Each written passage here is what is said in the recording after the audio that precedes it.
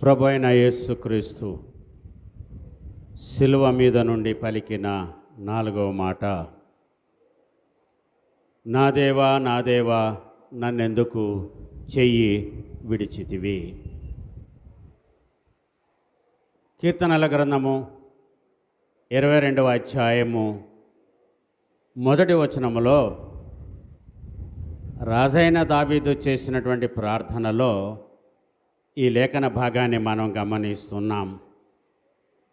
నా దేవా నీవు నన్నేల విడనాడితివి, నన్ను రక్షింపక నా ఆర్తధ్వని వినక నీవేళ దూరముగా ఉన్నావు. మొదటి మాట యేసు ప్రభువారు మాట్లాడేటప్పుడు దేవుణ్ణి తండ్రి అని సంబోధించాడు. తండ్రి, వీరేమి చేయుచున్నారో వీరెరుగురు గనక వీరిని క్షమించుము. సో 2వ మాట, 3వ మాట, 4వ మాట, 5వ మాట వరకు మనము చూస్తే ఇక్కడ దేవుణ్ణి సంబోధించడము మనం ఎక్కడ కూడా గమనించము. కానీ 4వ మాటలో యేసయ్య చెప్పినటువంటి మాట ఏంటంటే, నా దేవా నన్నెందుకు చెయ్యి విడిచితివి.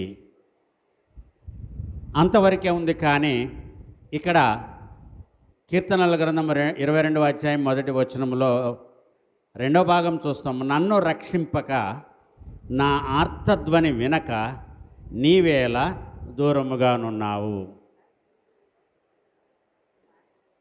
కుమారుడు తండ్రిని అడుగుతున్నాడు, నా చెయ్యి ఎందుకు విడిచిపెట్టావు. తండ్రి కుమారుణ్ణి చెయ్యి పట్టుకోవడం అనేది బాధ్యత. తండ్రి